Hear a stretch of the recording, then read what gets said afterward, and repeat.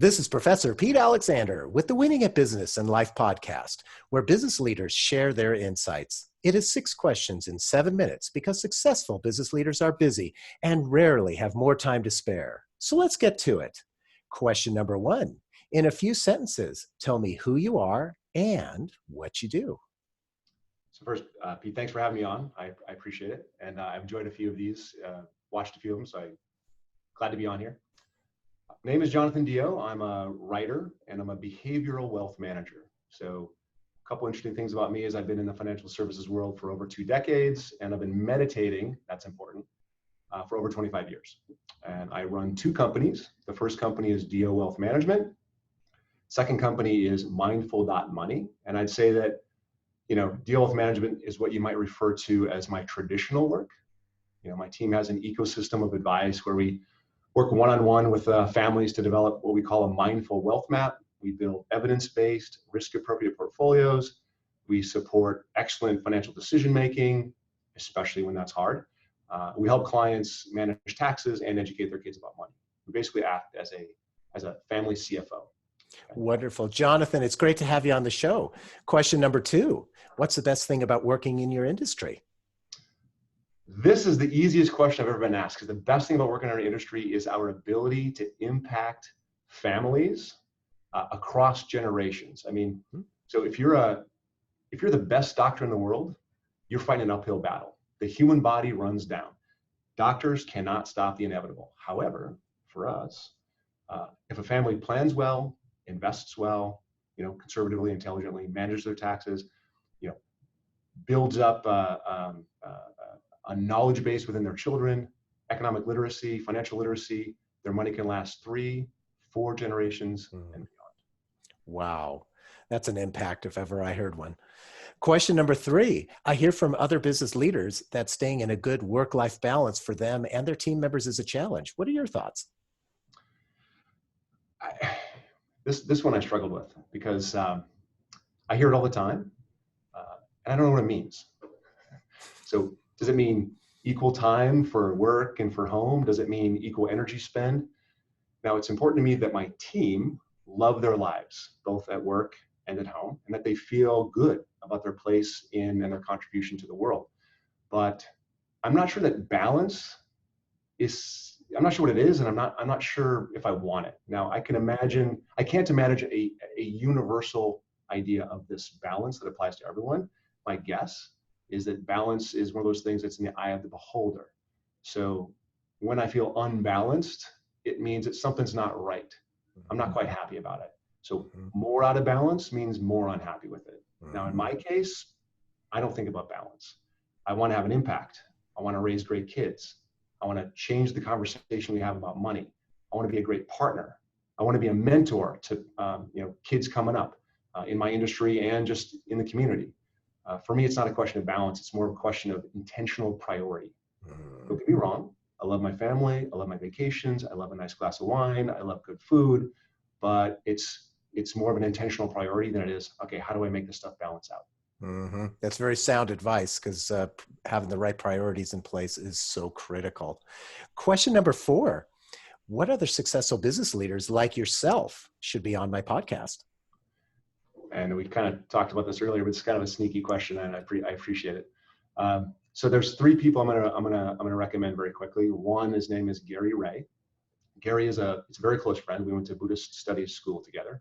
And he runs a retail game store in Concord, California. He's been fighting the good fight against Amazon for 12 years. And he's not winning the fight, but he's growing every single year.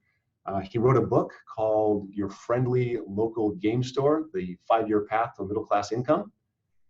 I think he'd be a great guest. He has a great following. He'd be a great guest. Second is a gentleman named Sumil Amin. He runs a CertaPro painting contractor. He's a CertaPro painting contracting company. CertaPro is a franchise. Not easy work, certainly not glamorous work, but it's great work. And he bends over backward for his employees. Him telling stories about how he's treated his staff and his employees is fantastic. And he does really well. And then finally, more close to my industry, there's a guy named Anthony Barr who runs a tax practice in Oakland. And it's the Henry C. Levy Group. And he's always been very impressive to me.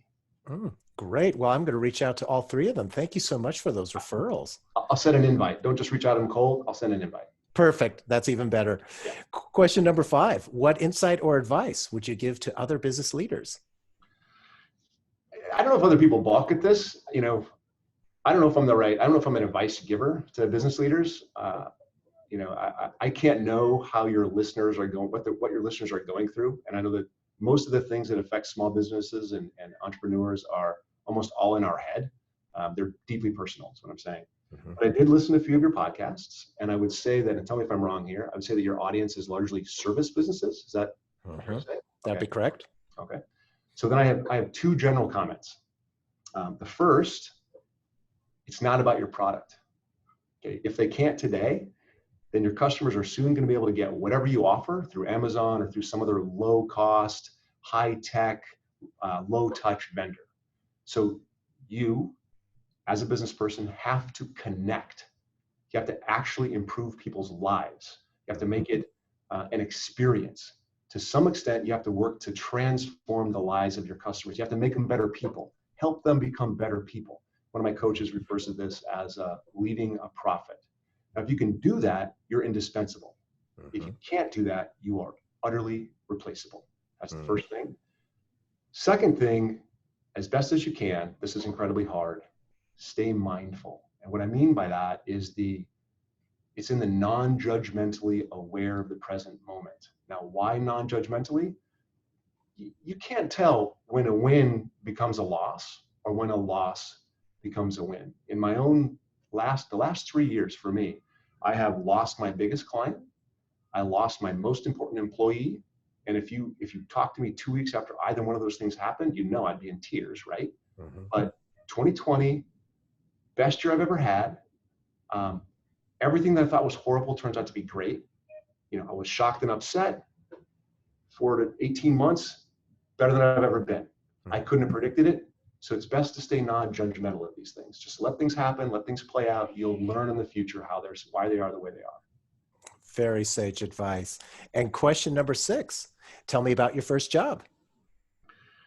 This is a little bit more embarrassing, but we'll share this. So when I was 12 years old, I started working for Doug Kopman at Allied Van Lines in Rapid City, South Dakota. So the first summer, I basically worked outdoors. I drove the tractor, mowed the grounds, picked the weeds, painted the warehouse, those kinds of things. Kept it neat and clean, so when people drove up, it looked nice.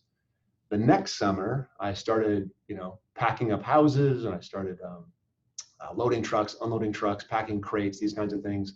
It's the hardest physical work I have ever done.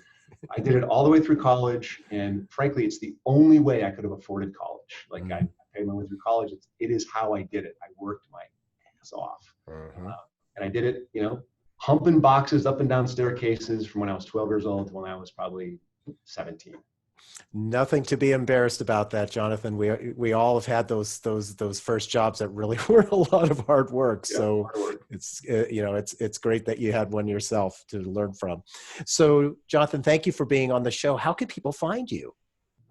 I'm on the web. I wrote a book, you can find it at mindful.money. The book's title is Mindful Money. And I'm obviously on the website, and you're going to link to everything for me. So that's great. Perfect. Yep. This is Professor Pete Alexander with the Winning at Business and Life podcast. For more insights and ideas, please go to LinkedIn, YouTube, or Facebook and search for Winning at Business and Life podcast. Thanks for listening.